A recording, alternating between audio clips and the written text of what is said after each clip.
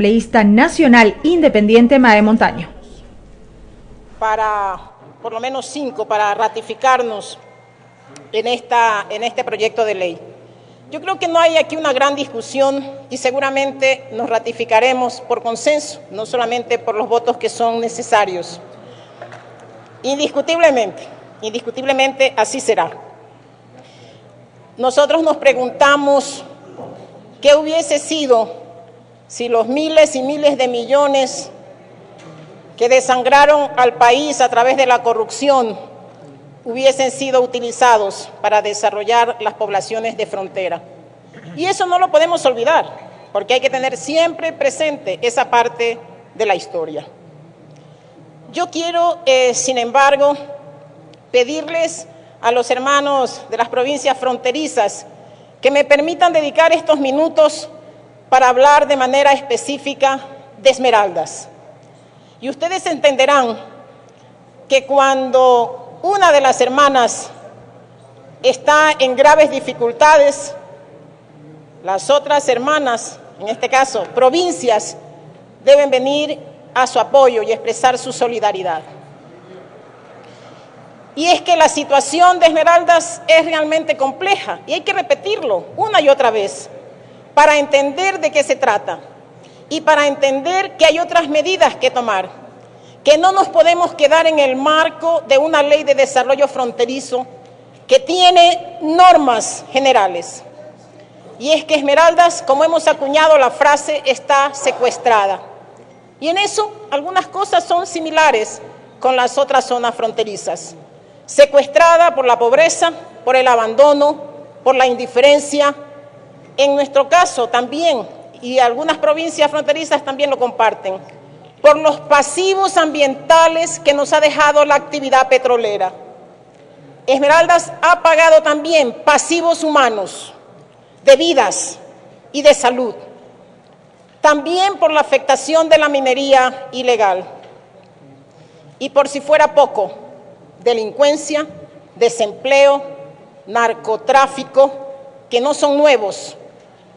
Agobiada por los efectos del terremoto del 2016 y cuando apenas empezaba a respirar de esos problemas sin que hayan encontrado soluciones completas, ni siquiera a medias, yo diría menos que a medias, el narcoterrorismo la secuestra y ahora sí, de verdad.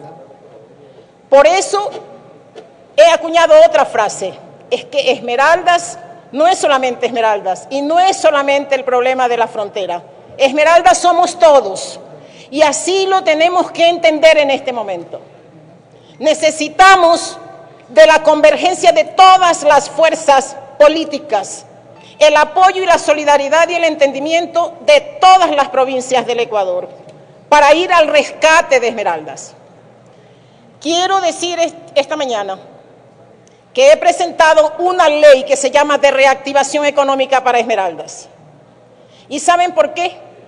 Porque la ley fronteriza no le permitirá a Esmeraldas más que un alivio si es que no definimos una ley específica que convierta a Esmeraldas en un polo de desarrollo del país. Y los países que entienden una visión moderna de desarrollo saben que se necesita una ley orientada especialmente a eso, porque Esmeraldas lo tiene todo para eso. Tiene ríos, tiene mares, tiene unas condiciones para la agricultura y para la agroindustria extraordinaria, tiene condiciones para el turismo que le sobran, tiene puertos, tiene aeropuertos, o sea, Esmeraldas lo tiene todo, pero sobre todo tiene una gente trabajadora, una gente que no pierde el talante ni aún en los peores momentos, que mantiene su alegría, que mantiene su vitalidad, que mantiene sus ganas de salir adelante. Por eso necesitamos una ley para reactivar social y económicamente a Esmeraldas. Y eso implica trabajar en dos vías.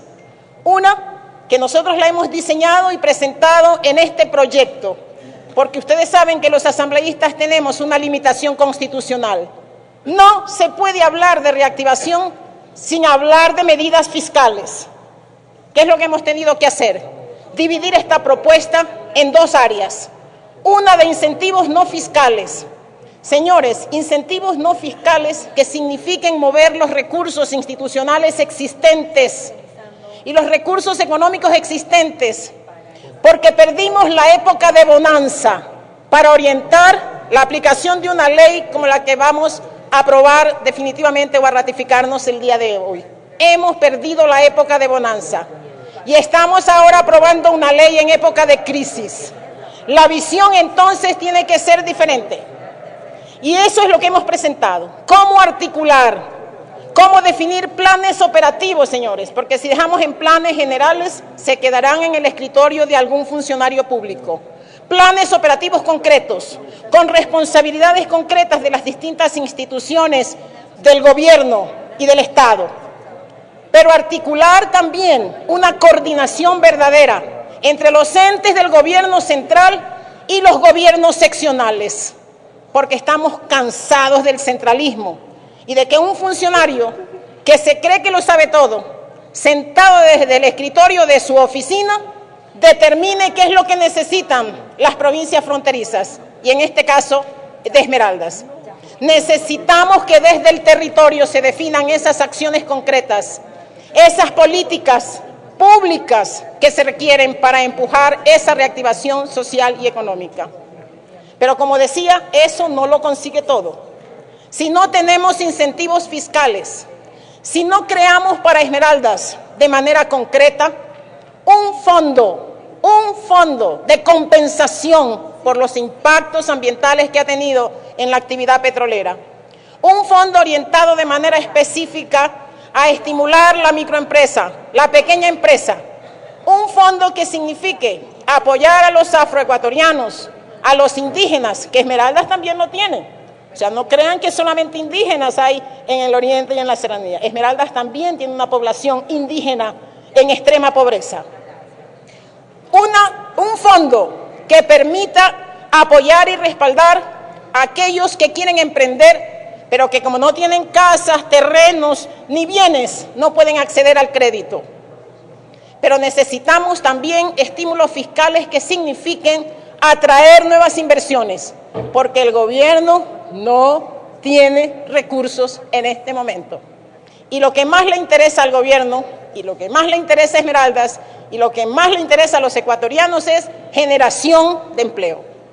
Yo quiero aprovechar estos minutos, primero, para hacer un llamado al CAL, que por favor, con la urgencia que Esmeraldas lo requiere, se tramite ese proyecto de ley que ya está presentado, con la urgencia que el caso amerita, pero que también desde aquí motivemos al señor presidente de la República para que lea esa propuesta de incentivos fiscales que ya ha sido presentada, que debe estar ya en su escritorio, para que lo asigne a su equipo, que lo revise, que lo cambie, que lo modifique, que haga lo que quiera, pero que como medida urgente lo envíe a esta asamblea para que complementariamente podamos tener una verdadera ley de incentivos, de reactivación social y económica para Esmeraldas, de tal manera que pueda convertirse en un verdadero polo de desarrollo. Porque, amigos, seguridad y desarrollo y seguridad siempre van de la mano. Con mi saludo y gracias por permitirme estos minutos dedicárselos a Esmeraldas. Muchas gracias, señor presidente. Intervención del asambleísta Mae